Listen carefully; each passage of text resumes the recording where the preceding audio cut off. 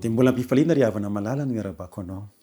Omaly tsika raha niresaka ny hoe Jesosy volana ao amin'ny olana ara-pahasalamana dia nahita tsika fa ilay lehilahy narariny paralysisa 8 taona dia namindrano fosy nosotraniny tao amin'ny andro ny sabata.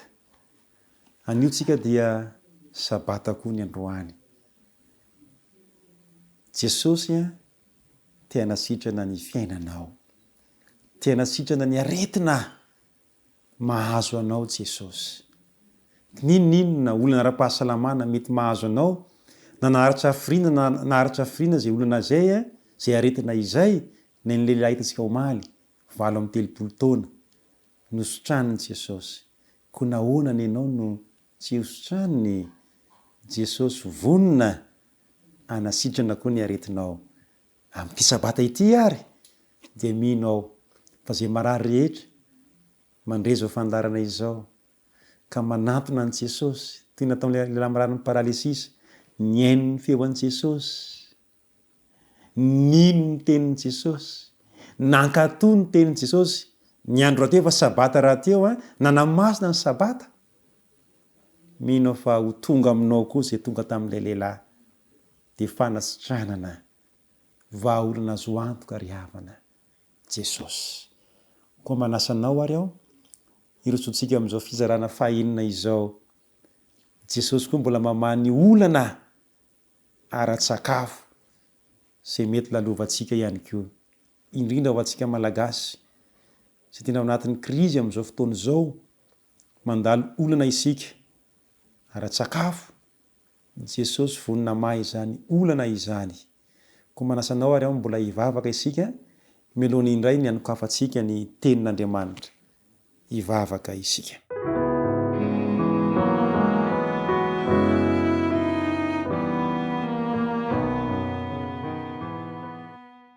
Ray malala o, ray ny masina ny an-danitra ianao. Movatsy ianao nefa nilaza fa tsy hamelanay ho irery, tsy hamelanay ho kamboty irao ny fanainao masina, mba hitarika anay ao amin'ny marina rehetra. Ao anatin'izao fianarana ny teninao izao ary dia mananteny izahay fa ny fanahinao masina no anazava ny sainay hatakarany tianao ambara aminay. Ny anaran'i Jesosy. Amen.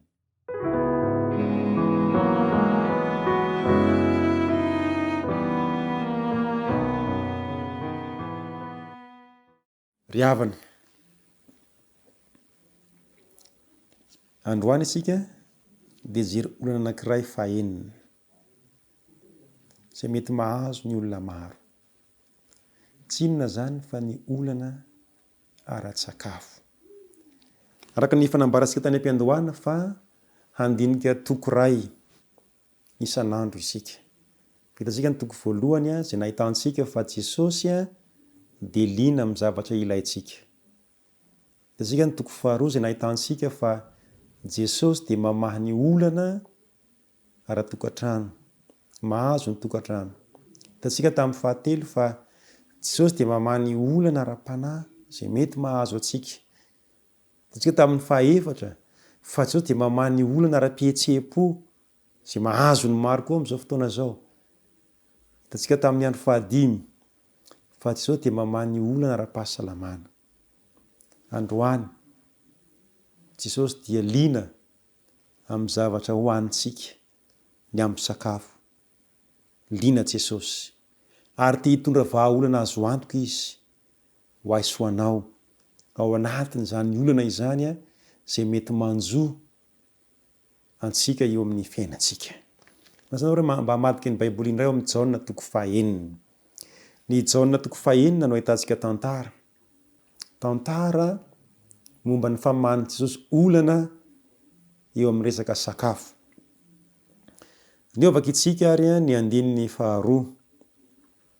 Ary nisy vahoaka betsaka nanaraka azy noho ny nahitany ny famantarana izay efa nataony tamin'ny marary. Mario tsara fa nisy vahoaka betsaka nanaraka an' Jesosy. Resy lahatra fa vahaolana azo antoka Jesosy.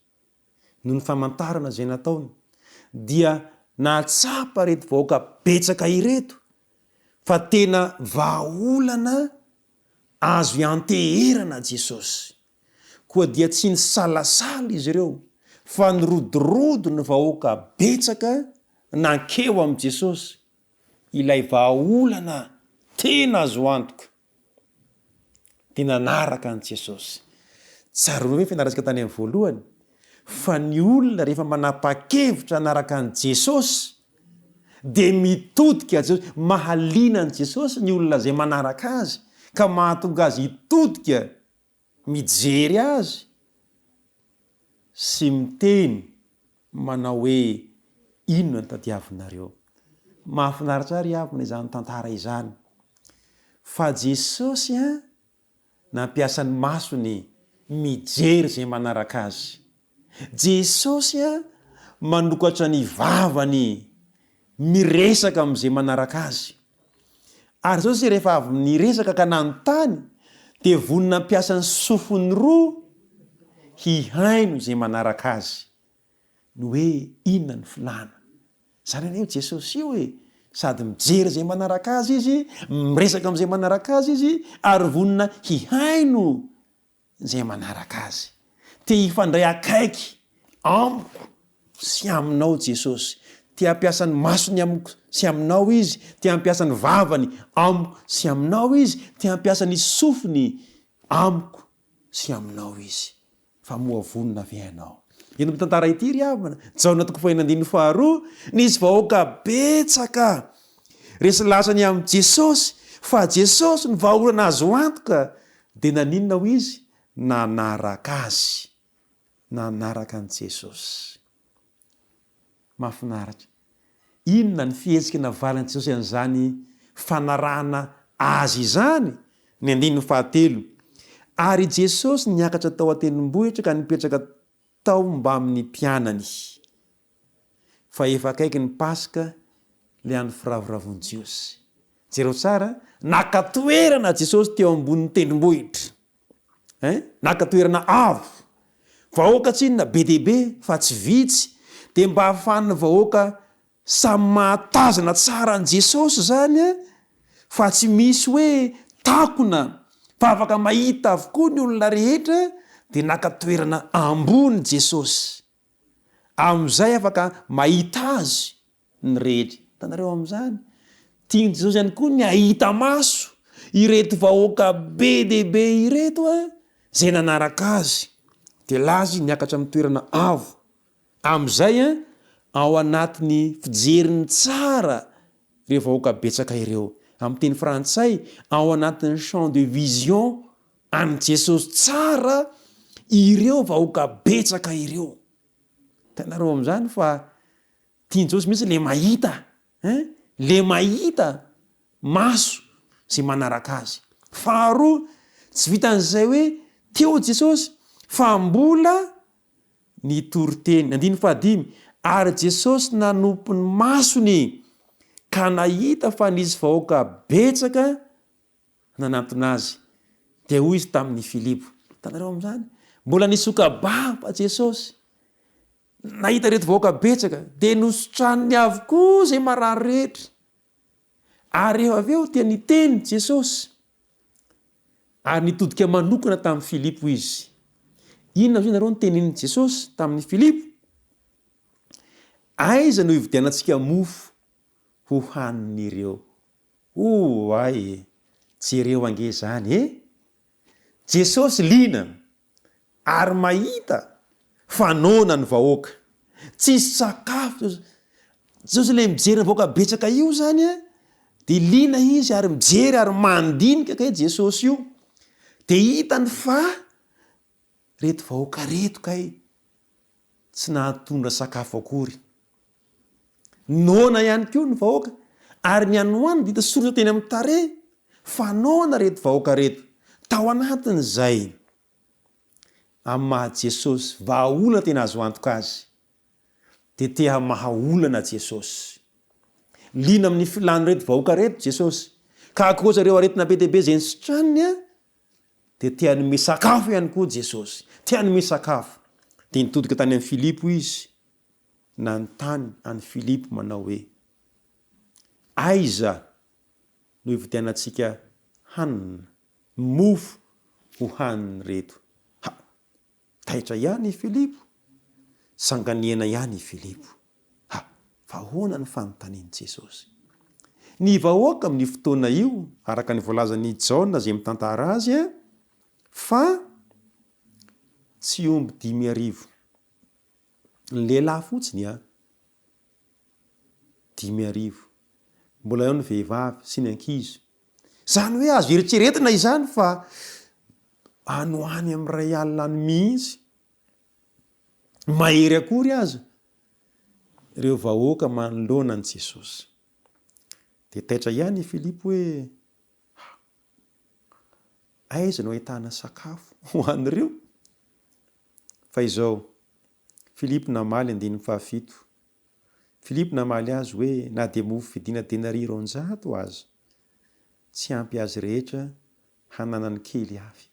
Tsy ireo amin'izany ene, denari 200 tsy ampy. Tsy be dehibe le vahoaka.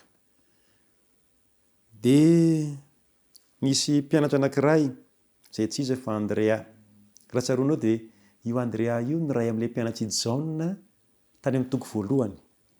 Iray amin'ilay roalahy nanaraka an'i Jesosy, i Andrea. I Andrea ihany koa no rahalahin'i Simona Petera. Dia niteny Andrea, misy zazalahy ty manana mofo vary ordia 5 sy hazan-drano madinika 2. Zay ny tenin'i Andrea. Fa ho ampy inona moa izany amin'izao olona betsaka izao? Fantany Andrea tsy fahampy iny. Saingy izao zay hitany aloha mofo 5 sy hazan-drano anankiroa dia nentiny teo amin'i Jesosy. I Andrea efa zatra. Fa ty Jesosy ty dia liana amin'ny filan'ny olona. Jesosy ty afaka manome fahafampo, afaka mamaha olana. Fantany Andrea zany. Ka na dia atao hoe mofo 5 sy hazan-drano 2 aza no hitan'ny Andrea, dia nentiny teo amin'izao satria fantany fa na tsy ampy aza zany mofo 5 izany sy ny hazan-drano anankiroa. Dia fantany Filipo, zafady, fantany Andrea. Fa rehefa tonga amin'i Jesosy ilay tsy ampy dia lasa ampy satria Jesosy no vahaolana azy ho antoka. Ary rehefa tonga teo amin'i Jesosy tokoa ary ny mofo 5 sy hazan-drano 2 izay tsy ampy dia navadiny ho ampy izany. Nataon'izao izay nahampy an'izany. Jereo ny andininy 120. Dia nandray ny mofo Jesosy. Ary rehefa nisaotra dia nizara izany tamin'izay nipetraka izy. Ary ny hazan-drano koa araka izay nilainy. Wow! Jereo ilay Jesosy. Jesosy mamaha olana. Amin'ny Andrea fantany fa tsy ampy le mofo 5 sy hazan-drano 2. Kanefa matoy nentin'ny Andrea teo amin'ny Jesosy dia misy zavatra fantany Andrea ny amin'ny Jesosy. Fa na dia olana aza tsy fahampin'ireo amin'ny Andrea, rehefa tonga amin'ny Jesosy zany olana izany dia ivahany olana ka na ny tsy ampy aza mivadika ho ampy. Dia nasina napetraka ny olona tokony 5,000 no isany ny amin'ny lehilahy, napetraka koa ny vehivavy sy ny ankizy. Dia jereo tsara, nozaraina ny mofo sy ny hazan-drano araka izay nilain'ny olona. Ny jiosy dia tahaka antsika gasy ihany, manana foto-tsakafo. Ho antsika gasy dia vary. Fa ho an'ny jiosy mofo. Ho antsika gasy vary sy laoka. Ny jiosy mofo misy zavatra miaraka aminy, trondro matetika no ampiarahana aminy. Dia tahaka ny gasy ihany zany, vary sy laoka. Jesosy rehefa manome dia manome araka izay ilaina. Dia nomeny Kristy anreto vahoaka betsaka reto, novahany ny olana, le mofo 5 sy hazan-drano 2 izay tsy ampy dia nataony ampy araka izay nilaina. Wow! Dia raina ny tompo. Mety mahita angamby ianao fa tsy ampy io karama raisinao isam-bolana io. Mahazo matoky ianao tahaka ny Andrea, ento eo amin'i Jesosy, manana finoana sy fahatokiana ny Jesosy, ento eo amin'izay verinao fa tsy ampy, fa Jesosy hamadika ny ho ampy araka izay ilainao eo amin'ny fiainanao. Mety tsy ampy ividiana sakafo ho an'ny ankohonana ny vola eo am-pelantananao, lay mba karama kely azonao androany, raha mpivarotra ianao lay tombom-barotra kely mba azonao androany, everinao angambany fa tsy ampy. Ento eo amin'i Jesosy, fa hain'i Jesosy mamadika ny tsy ampy ho ampy. Ento eo aminy zany ny olana mianjady aminao eo amin'ny lafiny ara-pivelomana, eo amin'ny lafiny ara-tsakafo. Ento eo aminy Jesosy rehefa manome raha vadiko eo atsika gasy, sady vary ampy no loka ampy. Ndray manko tsika gasy io dia tia miafy be amin'le loka. Hitanareo amin'izany indraindray tsika mba misavovona ihany ny vary, ray vilia be na ray baolina kely mihitsy. Fa ny loka kitoza kely sahala amin'iny ny loka. Dia ny kitoza iny tsakoana kely.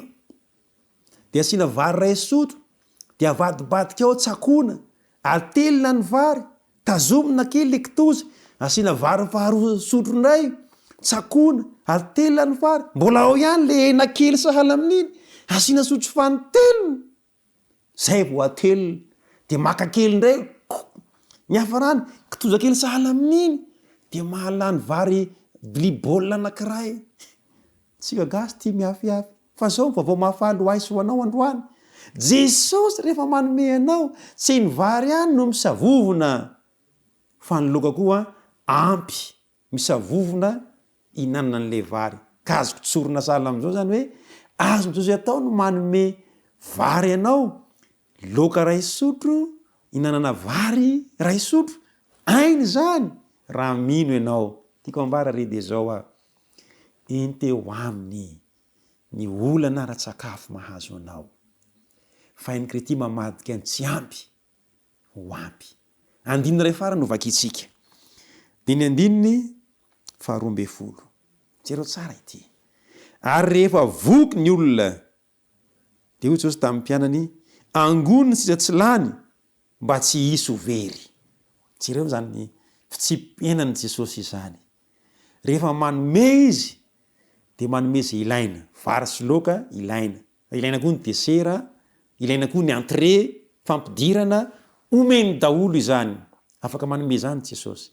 Ary zao rehefa manome izy, tsy izay ilaina ihany, fa tsy sakafo tapatsinainy omeny. Fomba malagasy hoe tsy hany ka havoky fa voninahitra fanomezana. Tsy izay ry havana malalana iny Jesosy. Fa Jesosy rehefa manome sakafo, hany ka havoky no omeny. Le mahavoky anao, le mahafapo anao, izay no omena. Le sahaza anao, fa tsy tapatapany no omeny. Na izany aza nefa mahalala oniny. Rehefa tsatra le sahaza, angony zay tsy lany, mba tsy hisy ho very. Asa tia manary sakafo koa zany, ka ririna fotsiny sakafo, fa tehirizo tsara. Tehirizo tsara, fa mahasoa ny hafa koa ireny na mahasoa anao ihany ho amin'ny fotoana manaraka izany. Ry havana, Jesosy tia maniolana mianjady anao ara-tsakafo. Ka raha fitiniko zany hatrany amin'ny voalohany, Jesosy liana ny amin'ny zavatra ilainao. Faharoa, Jesosy tia maniolana ara-tokantrano mahazo anao. Fahatelo, Jesosy tia maniolana ara-panahy mahazo anao. Faefatra, Jesosy tia maniolana ara-pihetseham-po mahazo anao. Fahadimy, olana ara-pahasalamana tia novahana. Ary ny fahaenina farany, Jesosy tia maniolana ara-tsakafo mahazo anao, ka tia hanome fahafaham-po anao. Manatona azy, aza misalasala, fa Jesosy no valona azo antoka. Manasanao ary hivavaka, entsika mbavaka izany vahaolana izany.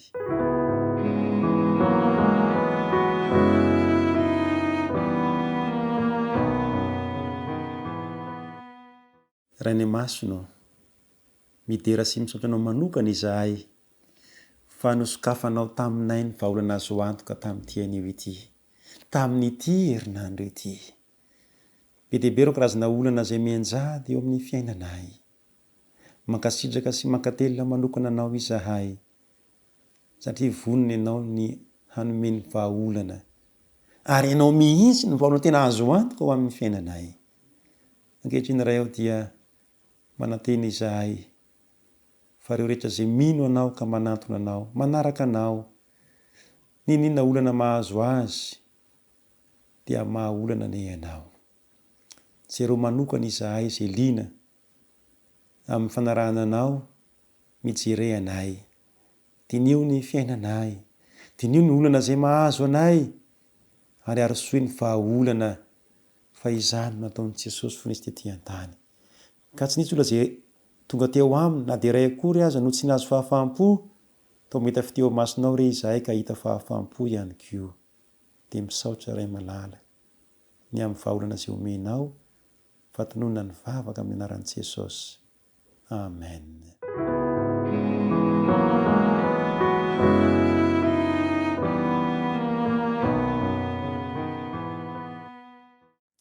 Ry havana malala, misaotra betsaka anao noho ny faharetanao tao anatin'ny herinandro ny rahantsika. Ny tompo hitahinao, ny tompo hamindra fo aminao, ny tompo hanome ny vahaolana tena azo antoka ao anao eo amin'ny fiainanao. Manao velomanao indray ny namanao pastora Ry Janoary Esperanto. Veloma finaritra tompoko. You raise me up so I can stand on mountains. You raise me up to walk on stormy seas. I am strong when I am on your shoulders. You raise me up to